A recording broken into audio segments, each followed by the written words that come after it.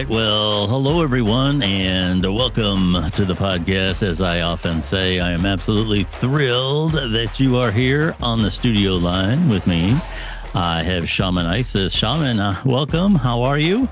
I'm fantastic. Thanks, Billy. Shaman is a very frequent co-host here on the podcast, and we often talk about current events / dare I say, politics.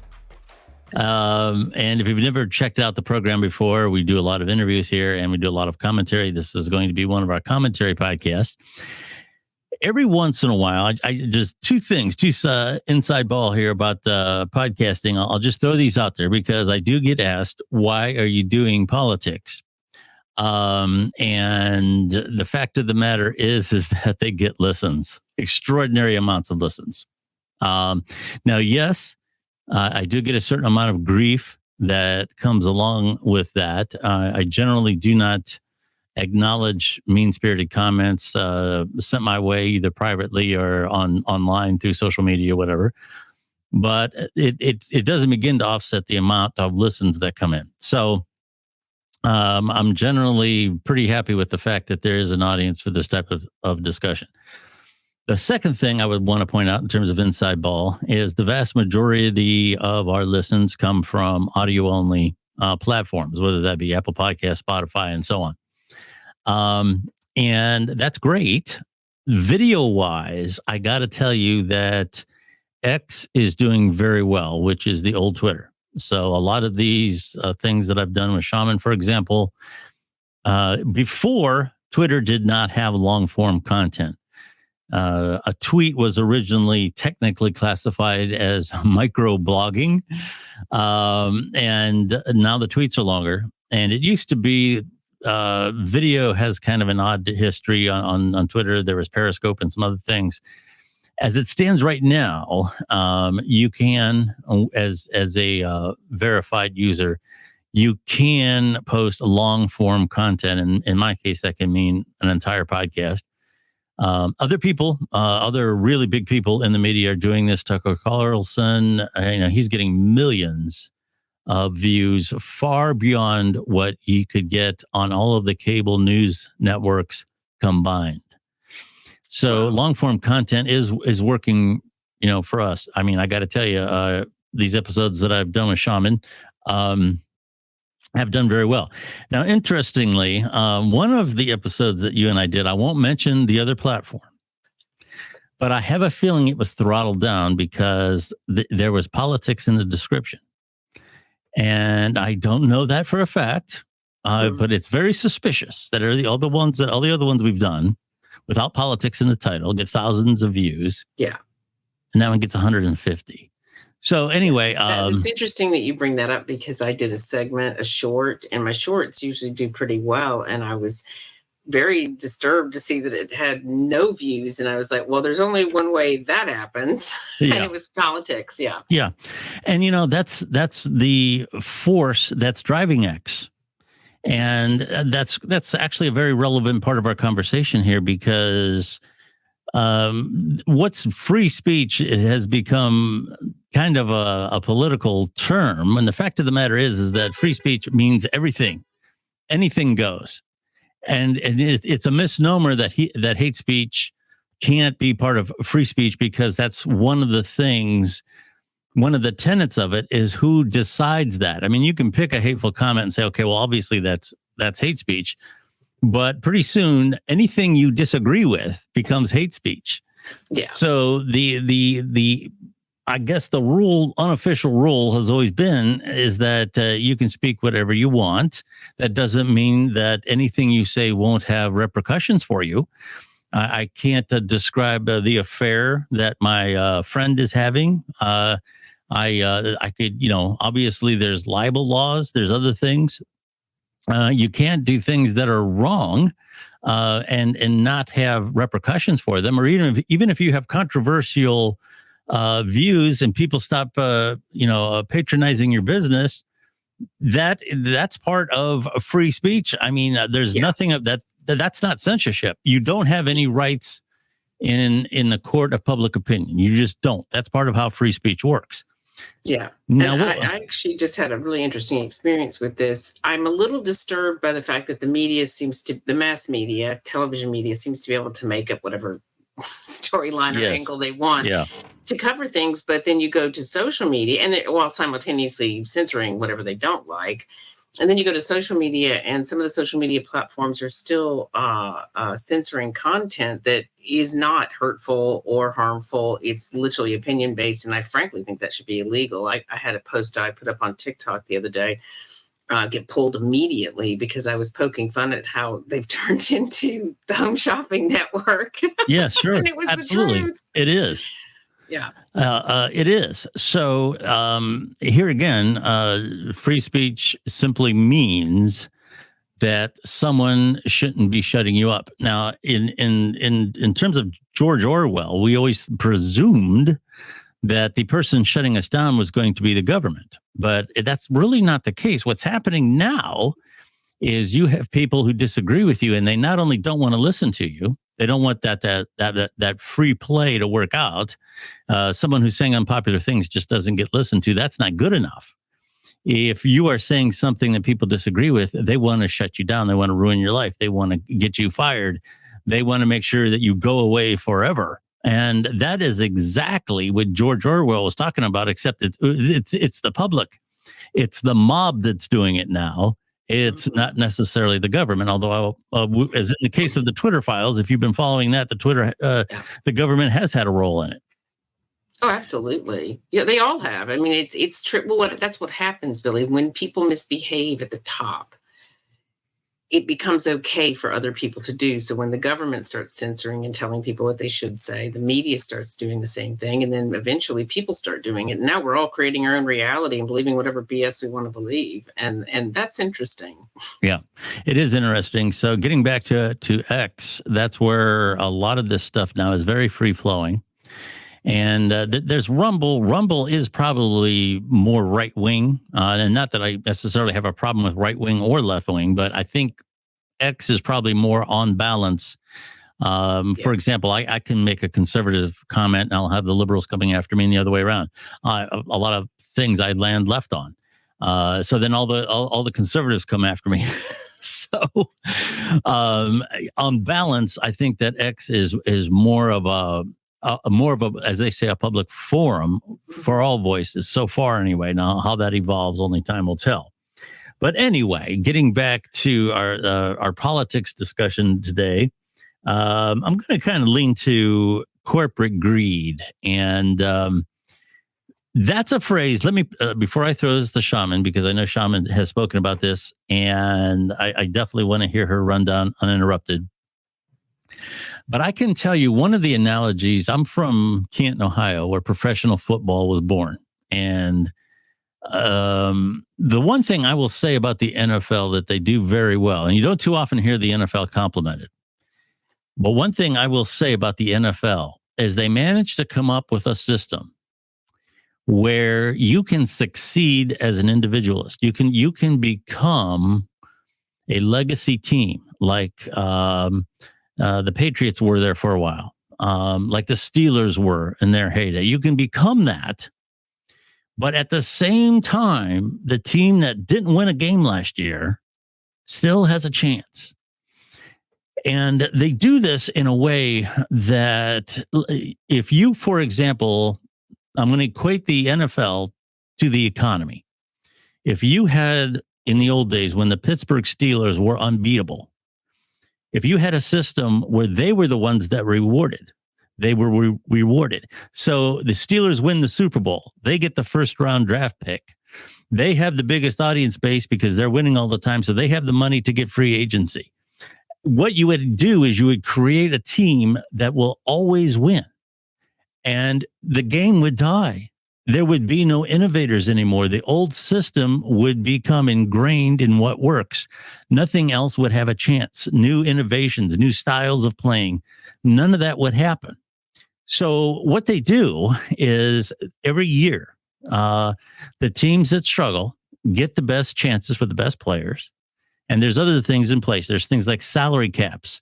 People don't understand that that's not so that the owners all agree that they won't spend too much money. That's not what that is. What that is so the smaller teams with smaller followings don't get outspent by the big ones. I got to say they've done an excellent job of creating an environment where you can succeed as an individual team, you can succeed as an individual player or coach, but at the same time, the guy who's just starting out has a chance. And ideally, that's the kind of economy that you want. You want an economy where people can be rewarded for their work. They can become rich. They can become the next Elon Musk. They can become the next Steve Jobs. But you don't want those individuals to become so large that nobody else has a chance, that nobody else has an idea that could possibly work, no matter how good it is. You want it to make sure that the next person who's working out of their garage has the chance to become the next Amazon. So I think one of the things that has gone wrong is that a lot of the things that were put in place in our system, in our capitalistic system, like antitrust laws and other things, have been sidestepped by as it were corporations who have gained influence in government, gained influence in lobbying, and a lot of other things, and they want to make sure that nobody else encroaches on their territory. Whether they're doing good or not, they just want to make sure that nobody else can hit their territory. And I think really that I'm not sure what the solution is. I think that we really need strong leadership in government and in the upper echelons of how our economy works and how it's controlled. And that includes the banking system and a lot of other things. It's a very complex problem. But anyway, with that's kind of my mix. Is capitalism or socialism better? The fact of the matter is, in my opinion, every economy is a mix of both. I kind of like the idea of the emphasis on capitalism, but you do need some control. You have to make sure that the same people don't get in charge and make sure that nobody else can succeed. What is your take on this? How do you talk about the problem of corporate greed? Well, there's two. I think I look at this as two major issues. One of them is very complicated, and that involves the corruption within our systems that allow corporate greed to run free, and for politicians to focus their energy on making sure that they're people who pay their bills, if you will, get taken care of. And so they prioritize the people who are financing their campaigns. But I think what we're dealing with right now that can be addressed and needs to be addressed is corporate greed that is taking advantage of the chaos that has reigned ever since we had the closures. They set unprecedented situations going on.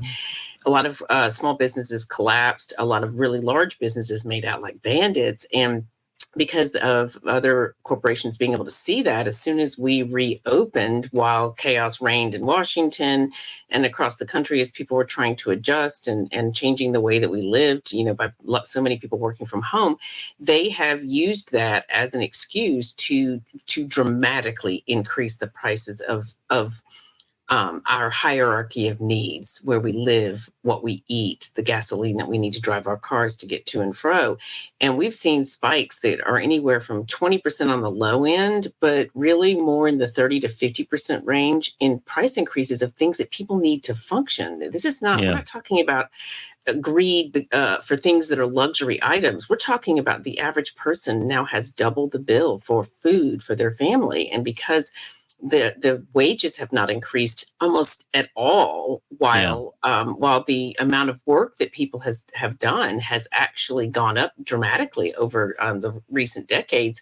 We have people not making what they should make, while corporations have increased the prices of basic goods that people need out of pure greed, 30 to 50%. And there's audio tapes of some of these CEOs laughing about the fact that they can get away with it and keep jacking the prices up.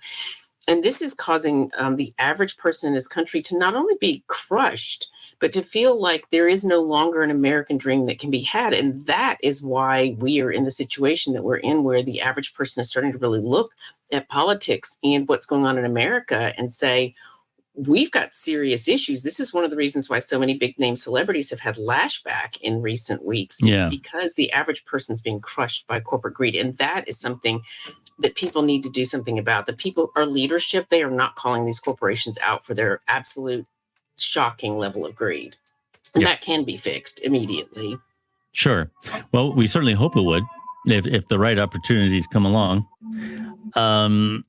You know, I heard somebody online talking the other day about how the government, all they need to do is print more money, and that it's written in the Constitution and other places that the Treasury can print money and this and that. You know, that is a misconception that a lot of people have. It isn't always that obvious, but a lot of people don't understand that printing money, and whether it be figuratively or literally printing more money than what the government can produce in terms of value, is a problem. You know, I could go on an island and I could call it Bill's Island, and I could print $1 trillion. I could go with my printer from Best Buy, and I could print $1 trillion. Say, okay, I'm going to hire some people to come over here and you know, build some hotels and all that, and we'll get rolling. Well, of course, that's not going to work because that money isn't going to be recognized as having any value. The United States economy, for all of its problems, for the most part, is one of the most valuable economies in the world. And there's a certain value around, there's a certain set of parameters that the world recognizes that gives the dollar a certain value against other currencies. What happens for now. What I'm getting at, though, is if you just keep printing more money or digitizing more stuff and throwing it into the system, that value doesn't change. You're just dividing it into smaller and smaller pieces. So a lot of the reason that you go to the store and stuff costs so much more, it isn't because there's any cost increase involved in producing that product, whether it be its quality or whatever. And actually, when a product raises in value on its own that way, that's actually a very good thing, because it says the economy is robust and people are willing to pay more for a better product. But that isn't what's happening. The reason that those things are getting more expensive is because the value of the money is dropping. Okay. And a lot of this can be traced to the amount of money that was thrown around during COVID, which were unearned dollars being thrown into the economy. And a lot of that money, unbelievably, the United States government does not know where it went. What a shock. I'm sorry, but I've heard that for years now. You know, billions just disappear. Billions just disappear. Fraud was a big problem. So this idea that you can just print more money is one that you hear a lot by people who don't understand. You can't just print more money any more than you can just write more checks if you have more checks in your checkbook. But they see the government doing it when it's convenient for them. Yes. And I think that's where the confusion gets. Yes.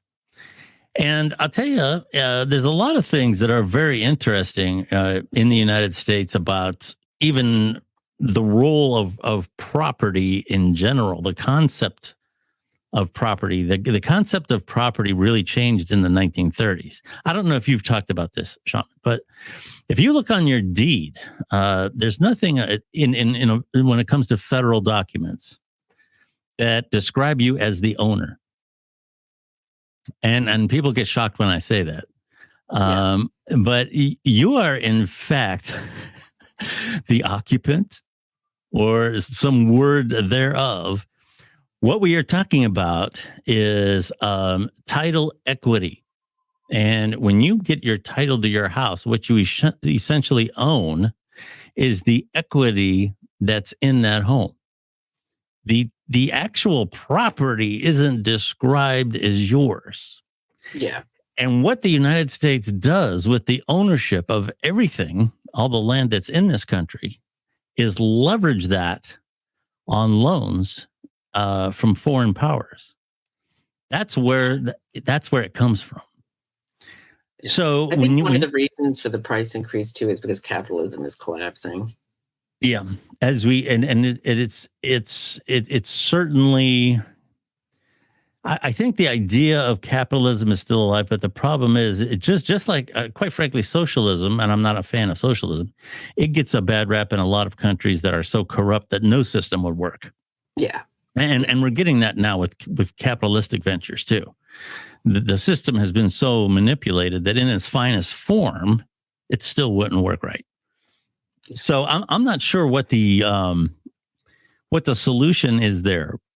But when you hear about, oh, let's just raise the debt ceiling another couple trillion, what they're really doing is leveraging the American people and their value for loans is exactly what's happening. They're very good at temporary solutions to long-term problems without actually addressing the need for drastic change. And that just keeps making everything harder. Yeah. Speaking of somebody who talks about things differently, we've talked about RFK on this program before.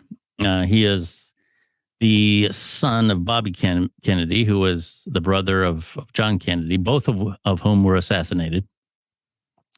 We've talked in this program before that he has requested Secret Service protection. If there's anybody in the political arena that deserves protection, in my opinion, regardless of the technicalities, it is him. Yeah. I would not want to be Joe Biden or anybody who represents that administration after they've denied him numerous times Secret Service protection to be the person who's getting asked after a tragedy happens, why didn't you do something with getting him some protection? I would not want to be in that seat, but apparently they're willing to take the chance. It doesn't look good to even have the fact that we're even having this conversation to me is mind blowing. Yeah. So with that being said, though, we're in production today. This is October 5th. There is a very strong indication that RFK will go independent. He's currently running as a Democrat. Going independent. Interesting, because I'll tell you why. The initial feeling that you get is, well, that's really going to hurt the Democrats because he's listed as a Democrat. But quite frankly, I got to tell you, I think a lot of Republicans might go to him too. What do you think the impact of an RFK going independent? What would that do to the election? I actually think it would create one of the best opportunities to get someone fresh in the White House, which we really need. This country really needs. And I'm not necessarily, promoting him as a candidate so much as I'm analyzing it as a marketing and PR person. He's an interesting guy, and a lot of people are really sick of business as usual. People who identify as Republicans and Democrats have just had it with both parties. They're disgusted with all the chaos that has been pushed by both of them, and they don't seem to be getting anything really serious done unless it involves one of their donors, and or whatever you want to label them. Mm-hmm. And I think RFKjr, the one of the best things that he could do, and that might spice the election up and actually create a real viable candidate, would be to go independent. So I think it would be interesting, and frankly, I think it would spice up the whole election. Who would you like to see run with him? A woman who I would actually like to see as a potential presidential candidate. And who would that be? Which is not a situation we've seen ourselves in yet. Yeah, who would that be? I can't actually identify one because so many of the I hate to say this, but a lot of the female politicians that we have are they're part of the game. Part of the system, yeah. Okay. They're part of the system, and they're really bought into the agenda of the parties that they're members of. So it would be interesting to see. Maybe, I don't know if Marianne Williamson would consider it, but they would be a very interesting ticket. There's some rumors about maybe Trump going independent as well. I don't think that's going to happen. No, probably not. Speaking of Trump, obviously, we could talk just a little. I really, this whole thing with Trump and what's going on with the courts, you can talk about things that he did wrong in the context of what I would call political shenanigans. That's what they were. Now that's not to say that they may not be serious. That's not to say that they're legal in a lot of sense of the word. But these weren't things that really impacted the population or anything. And here again, I'm not necessarily a Trump fan, not at all. I mean, my whole thing is if you think, oh, we're so much better with Joe Biden than Donald Trump, the best way that Kool-Aid. Yeah, the best way I can describe that, if you really think Joe Biden is better than Trump, that's like taking a shit in your pants and going home and changing your shirt. It really is. Sorry. Okay. So if you feel that way, that's fine. But that's my opinion on it. So when I talk about this, it's not because he's my guy. Okay. But I can tell you this is political shenanigans. Yeah. And I follow the media around the rest of the world, and they're pretty much unanimous. Now, some stress it more than others, but they're all unanimous that it's pretty obvious that this is politically motivated. That this is politically motivated. Sure. Yeah. Yeah.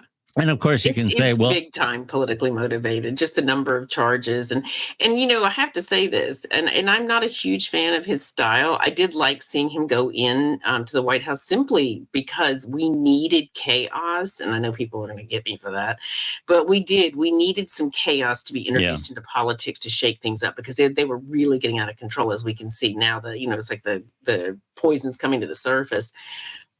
We needed the chaos, but it's very politically motivated. And what people don't seem to understand, while there are some people who are really cheering this whole thing on, is that this is setting a precedent for how American presidents will be treated for the rest of history. And if we're comfortable with this level of attack, we can expect to see it when other presidents leave power. Absolutely. And I'm not sure that's a precedent I really wanted to see set in this country, because it really is embarrassing us across the world. Yeah. It's, I'm talking, especially Australian media is really critical of this. UK, very critical of this. Most Western countries of that type. I'm not sure about Europe. I don't know about Germany and places like that. Germany is very hard to put your finger on in terms of where they're at politically, because of the fact that they are semi-controlled. I'll toss one more thing out there while we still have a little bit of time, and that's this Kevin McCarthy. And I'll tell you, that's something that what I would like to do, if I could get any senator or congressperson on this program, I'd like to know, when this was going on, what did you do for the American people? Here again, this was nothing but political theater, and with a lot of bad acting is what it was. Yeah. But Kevin McCarthy, a lot of conservatives are on the of the idea that this was a good move. They needed a shakeup. I believe Vivek said that. It'd be great if they actually had some candidates in line that would be good for the job, but they weren't thinking ahead. No, they weren't. There's rumors. There's actually in the news that Trump. Have you heard this? Could be. There's people all over the spectrum that say that there's nothing stopping him from taking that position. Other people say there's different articles of this and that and the other thing. All the Democrats are all, oh, there's articles 655. It can't be. Okay. But that's fine. I don't know whether he can or not, but this is where we're at. Everything is an opportunity to create a circus. What is your take on this Kevin McCarthy thing? Was it a good thing? Was it just a nothing? Was it political? What was it? Yeah, it's definitely political. I mean, they're as shameless as certain people who get addicted to fame that know that we live in the attention economy, and getting attention finances futures. Yeah, I think it was politically motivated. I think Kevin McCarthy, I don't dislike him. I don't like him. I'm very neutral. I think he suffers from the same issue that DeSantis has, and that there's something inherently not lovable about him, and that hurt him the whole time. And I think honestly this may speak to his integrity, because he wasn't playing the want to be liked game. But that's the world we live in, particularly with politics, and being likable and being able to make friends and keep friends is super important in politics. And I think him trying to do what he saw as the right thing is what burned him in the end. Yeah. So, it's just one more hot mess on top of a hot mess day that's going on in Washington these days. Yeah. All right. Well, I'll tell you, we're going to have to do this again when we know exactly what's going on with RFK, and when he spells out his agenda. We're going to have to meet again, and that's going to be, this is, like I said, we're in production October 5th. I believe he's got October 9th as the day I could be wrong, but I think it's October 9th that he's talking about making this big announcement, which the establishment seems to be in agreement that he's going independent. But like I said, we don't know for sure. That's technically speculation at this time. But that's going to be interesting. Do you see, is there anything, before I let you go, anything happening in politics right now that has you excited in a hopeful way, in a positive way? It's probably going to sound crazy, but it's the fact that the flaws are so obvious to the average person now. When the average person begins to really understand and see that there are problems, that's when change really takes hold. It's that we needed that level to happen for people to really start to see that we need dramatic change. And so I think that's something to celebrate. It sounds crazy, but yeah, I mean, the poison has to come out, and sometimes it's ugly. Yes. I know you discuss these topics very often on your podcast. Where can people find you? Yeah, the Shaman show is on Spotify, YouTube, Buzzsprout, Good Pods. And of course, I upload the full episodes to X as well, because I like long form content too. Yes. And here again, X is the old Twitter. And a lot of people that aren't necessarily acclimated towards social media may not know that. So I always kind of point that out. X is the former Twitter, as the platform formerly known as Twitter. Yeah. It's now X. You can find me on X as well at Billy Dees. Pretty easy to find on that platform. I have a link tree, and all the places that you can find me are there. You can pretty much find the Billy Dees podcast on all the major platforms. As far as social media goes, I do the Instagram thing a little bit. I'm on TikTok a little bit. The podcast does have a Facebook page, but I'd have to say my social media home is probably X, the former Twitter. So, all right. Yeah. Well, anyway, Shaman, we're going to have to keep doing these things that get a lot of listens. So thank you very much. And as always, you're welcome anytime. All you got to do is send me a message, and you're on. It's that simple. Thanks, Billy. You're very welcome. Thank you for listening to the podcast this week. And until next week, I'll talk to you soon. You are listening to the Billy Dees podcast. Follow Billy Dees on Twitter, now the X platform, @Billy Dees.